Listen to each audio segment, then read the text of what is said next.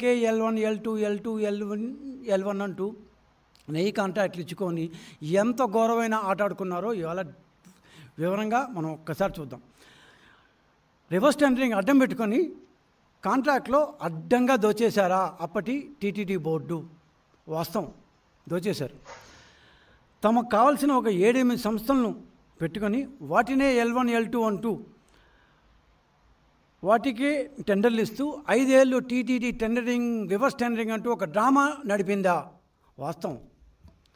Market కంటే టీటీడీకి ఈ ఉత్తర భారతదేశానికి చెందిన సంస్థలు దాదాపు 40-50% తక్కువగా ఎలా సరఫరా చేశాయి?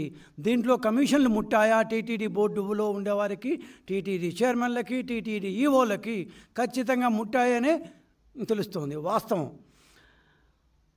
కేజీకి ఇంతని కమిషన్లు తీసుకున్నారా? వాస్తవం. అందుకే ఆంధ్ర, తెలంగాణ, ఈ దక్షిణ భారతదేశానికి చెందిన వాళ్ళని, రైతుల కోఆపరేటివ్ని పక్కన పెట్టారా ఉద్దేశపూర్వకంగా? వాస్తవం. ఒకవేళ ఒకరిద్దరు ఆంధ్ర ప్రాంతానికి చెందిన సంగం డైరీ లేకపోతే విజయ్ విశాఖ లాంటి డైరీలు వేసినా కూడా రివర్స్ టెండరింగ్ ప్రాసెస్లో మాకొద్దని వెళ్ళిపోయారా? వాస్తవం. దాని కర్ణాటక మిల్క్ ఫెడరేషన్ ఎందుకు 4-5 సార్లు రివర్స్ టెండరింగ్లో వెనక్కి వెళ్ళిపోయింది? ఈ కమిషన్లు ఇచ్చుకోలేకనా? వాస్తవం. రివర్స్ టెండరింగ్ అంటూ చాలా గొప్పగా చెప్పారు జగన్మోహన్ రెడ్డి గారు ఆయన వచ్చిన కొత్తల్లో, ఆయన ముఖ్యమంత్రిగా ఉన్నప్పుడు. అన్ని రంగాల్లో ఎలా అయితే అది రివర్స్ అయిపోయిందో, ఎలా బూమరాంగ్ అయిపోయిందో, నెయ్యి దీంట్లో కూడా అదే విధంగా రివర్స్ టెండరింగ్ తమకు అనుకూలంగా వాడుకున్నారు. ఆ 5 సంవత్సరాల పాటు ఏలిన టీటీడీ బోర్డు వాళ్ళు, టీటీడీ ఈఓలు, టీటీడీ చైర్మన్లు రివర్స్ టెండరింగ్ అని చెప్పి తాము చెప్పిన రేటుకి మొదటి బిడ్డింగ్ జరుగుతుంది, మళ్ళా వీళ్ళు చెప్పిన రేటుకే రివర్స్ బిడ్డింగ్ జరుగుతుంది. అందరూ కూడబలుకున్నట్టు 5-10 రూపాయల తేడాలతో వేస్తుంటారు.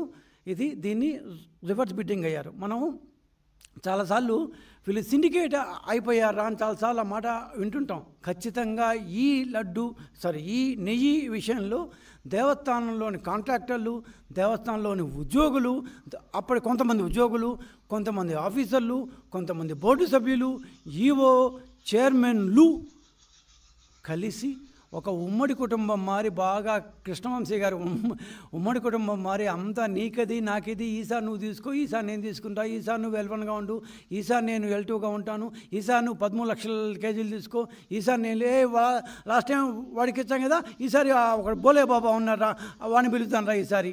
ఈ టైప్లో 5 సంవత్సరాల పాటు దోపిడీ డ్రామాను నడిపారు. ఇంత పెద్ద ఎత్తున టీటీడీ 52 లక్షల కేజీలు పర్ ఇయర్, 52 లక్షల కేజీలు సంవత్సరానికి టీటీడీ నెయ్యి కొనుగోలు చేస్తుంటే భారతదేశం మొత్తం మీద కేవలం 15 సంస్థలు మాత్రమే ఈ 5 సంవత్సరాల్లో టెండర్గా అప్లై చేశాయి. ఆ 15 సంస్థల్లో కూడా 5 సంస్థలు, 4 ఆంధ్రావి, 1 కర్ణాటకది. మేము దీంట్లో పాల్గొనలేం బాబు, మాకు రివర్స్ వద్దు, ఏమొద్దు, మీ రివర్స్ మీ దగ్గర పెట్టుకొని వెళ్ళిపోయినాయి. సంగం డైరీ అప్లై చేసి ఫస్ట్ బిడ్డింగ్ చేసింది, వెళ్ళిపోయింది.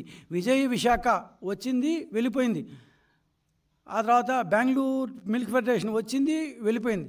ఇట్లా 5 సంస్థలు వెళ్ళిపోయినాయి. పోతే 9-10 సంస్థలు మాత్రం ఉన్నాయి. దాంట్లో 7-8 సంస్థలకు మాత్రమే ఈ 5 సంవత్సరాల్లో టెండర్లు దక్కాయి. ఎక్కువగా దక్కింది కేవలం 4 సంస్థలకే.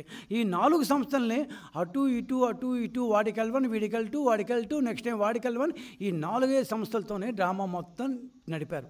దాదాపు కనీస పక్షంలో 1000-1200 కోట్ల రూపాయలు విలువ చేసే నెయ్యి గత 5 సంవత్సరాల్లో కొనుగోలు చేయగా మినిమం అంటూ చూస్తే అంటే కేజీకి 60-70 రూపాయలు మినిమంగా కమిషన్ ముట్టాయని తెలుస్తోంది. కనీసం 200 నుంచి 250 కోట్ల రూపాయల వరకు ఈ దీంట్లో కమిషన్లు ముట్టాయని స్పష్టంగా అర్థమవుతుంది. ఈ 5-6 వచ్చిన దాని టెండర్లు వచ్చిన 5-6 సంస్థల్లో కానీ, లేకపోతే మొత్తం అప్లై చేసిన సంస్థల్లో కానీ ఒక్కటి కూడా, ఒక్క బెంగళూరు కి చెందిన కర్ణాటక మిల్క్ ఫెడరేషన్ తప్ప మిగతావి రైతులతో పనిచేసే ఒక్క కోఆపరేటివ్ కూడా లేదు. 2019 చివరిలో మేము వెళ్ళిపోయేటప్పుడు తమిళనాడు ప్రభుత్వానికి చెందిన రైతుల కోఆపరేటివ్ యావిన్ మిల్క్ అంటారు, తమిళనాడు మెడ్రాస్లో ఉన్న వాళ్ళు ఎవరికైనా దొరుకుతుంది యావిన్ మిల్క్ కూడా ఇచ్చాము. మేము రాగానే వాళ్ళు రాగానే యావిన్ మిల్కింగ్ తీశారు. సో తమిళనాడు, కర్ణాటక, ఆంధ్రప్రదేశ్ ఈ రాష్ట్రాల్లో రైతులు తో నడపబడే కోఆపరేటివ్లు దేన్ని చేయలేదు. రైతులంటే బహుశా ఎట్లా వాళ్ళ కమిషన్లు ఇవ్వరు కాబట్టి మన జగన్మోహన్ రెడ్డి గారు రైతుల్ని పక్కన పెట్టినారు. కేవలం ట్రేడింగ్ సంస్థలు, కేవలం ట్రేడింగ్ చేసే నార్త్ ఇండియాకు చెందిన సంస్థలు మాత్రమే ఈ లడ్డు దీంట్లో పాల్గొన్నాయి.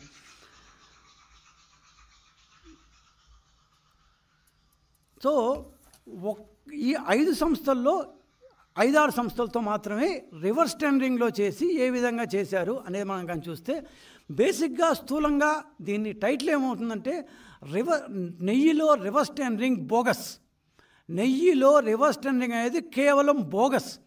వీళ్ళు కూర్చొని కాఫీలు తాగుతూ ఈసారి వాడికి ఇస్తాను వాళ్ళకి ఇస్తాను అంటూ రివర్స్ టెండరింగ్లో అంత ఘోరంగా ఏమంటారు, దానికి దీనికి సంబంధం లేకుండా లాస్ట్ టైం వేసిన దానికి అంటే పాలు రేటు రోజు రోజుకి పైకి పోతూనే ఉంటుంది. కానీ పాలతో చేసే నెయ్యి మాత్రం అనూహ్యంగా లాస్ట్ టైం కంటే ఈసారి దాదాపు కేజీకి 70-80 రూపాయలు తగ్గిపోతుంది. 130 రూపాయలు తగ్గిపోయిన 150 రూపాయలకు కూడా తగ్గించాయి. పాల రేటు పైకి పోతుంటే నెయ్యి రేటు కిందకెందుకు పోతుంది? నెయ్యి వచ్చేది పాలలో నుంచే కదా, లేకపోతే ఇంకెక్కడి నుంచి తెస్తున్నారా? సో నెయ్యి పాలలో నుంచే రావాలని సూత్రం జగన్మోహన్ రెడ్డి గారికి లేనట్టుంది గత 5 సంవత్సరాల్లో. సో నెయ్యి పాలలో నుంచే కాకుండా దేంట్లో నుంచైనా రావచ్చు, బటర్ ఆయిల్లో నుంచి రావచ్చు, వనస్పతిలో నుంచి రావచ్చు, ఇంకా దేంట్లో నుంచి రావచ్చు, యానిమల్ ఫ్యాట్లో నుంచి కూడా రావచ్చు. సరే, సో ఒక 9 సంస్థలు అప్లై చేశాయి మొత్తం టెండర్ ప్రాసెస్లో. ఆ సంస్థలు ఏవేవంటే ఈ 5 సంవత్సరాల్లో messrs premier agro foods private limited, Bareilly, Uttar Pradesh, Rae Bareli, అందరి పేరు ఉంటారు, ఇందిరాగాంధీ గారి కాన్స్టిట్యుయెన్సీ రాయ్ బరేలీ, అక్కడి నుంచి వస్తుందంట మనకు. Indapur dairy milk products limited, Maharashtra. Malganga and agri products private limited, Ahmednagar, Maharashtra. Alpha milk food product, Hathras, UP, దాదాపు ఢిల్లీ దగ్గరలో ఉంటుంది. Bole Baba organic milk private limited, Fatehpur, Uttar Pradesh. Dauji milk food private limited, Rajasthan. Jayashree Gayatri food products private limited, Madhya Pradesh. Kriparam dairy private limited, Ghaziabad, Uttar Pradesh. ఈ ఉత్తరప్రదేశ్ ఏందో కానీ ఏమి చూసినా నెయ్యి అంతా ఉత్తరప్రదేశ్లో ఉంటుంది. ఇంకెక్కడ పంజాబ్ ఏమంటారు, హర్యానాలో అసలు ఎక్కువ ఉంటారు, అక్కడెక్కడి నుంచి అసలు ఏమీ కనపట్లేదు. Messrs AR dairy food private limited, Dindigul, Tamil Nadu. మొన్న ఇవాళ మొత్తం మనం ఇవాళ పేపర్లకు చూసాము ఎంత ఘోరంగా. వాడి కెపాసిటీ కూడా లేకుండా పక్క దీంట్లో నుంచి ఎక్కువ రేటు తీసుకొని మనకు దేవస్థానం తక్కువ రేటు ఇస్తా అంట, వాడెట్ట అంటాడు ఏఆర్ డైరీ.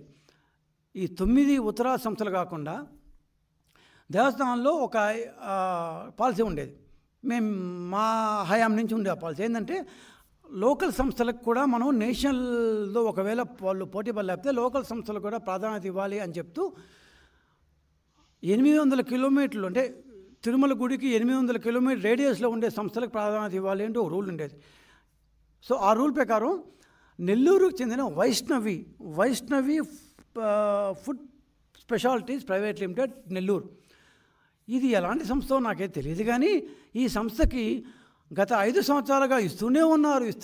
ఆంధ్రాలో ఎన్ని డైరీ ఉన్నాయో, దొడ్ల డైరీ ఉంది, హెరిటేజ్ ఎప్పుడు నాకు తెలిసి అప్లై చేసినట్లేదు. దొడ్ల డైరీ ఉంది, తిరుమల డైరీ ఉంది, తెలంగాణ విజయ డైరీ ఉంది, ఆంధ్ర విజయ డైరీ ఉంది, సంగం డైరీ ఉంది, పేర్లు చెప్పుకో విజయ విశాఖ డైరీ ఉంది, 100 ఉన్నాయి ఇట్లాంటివి. వీళ్ళు ఎవ్వరు కాకుండా కేవలం శ్రీమాన్ వైష్ణవి అంట. దాంట్లో ఏ సూపర్ స్వామి గారికి ఉందో, ఈ గురుస్వామి గారికి ఉన్నారో మొత్తం చూద్దాం. సో ఈ సంస్థలు మాత్రమే టెండర్లో పాల్గొన్నాయి. సో అసలు ఈ యొక్క టెండరింగ్ ఎంత బోగస్ అని తెలుసుకోవాలంటే ఒక 4-5 ఎగ్జాంపుల్స్ చూస్తాం. అంటే మొదటి బిడ్డింగ్ ఎలా జరిగింది, రెండో బిడ్డింగ్ ఎలా జరిగింది, నెక్స్ట్ బిడ్డింగ్కి ఈ బిడ్డింగ్కి తేడా ఎలా ఉంది, ఒక 4-5 ఎగ్జాంపుల్స్ చూద్దాం. నవంబర్ 17, 2019లో ప్రీమియర్ అగ్రో ఫుడ్స్ అని రాయ్బరేలీ యూపీకి చెందిన వాళ్ళకి 426 రూపాయలు రివర్స్ బిడ్డింగ్లో, అంటే మొదటి బిడ్డింగ్లో 440 వేస్తే ఒక 14 రూపాయలు తగ్గించి 426 రూపాయలకి రివర్స్ బిడ్డింగ్లో ఇచ్చారు. బాగానే ఉంది, ఓకే ఇచ్చారు అనుకున్నాం.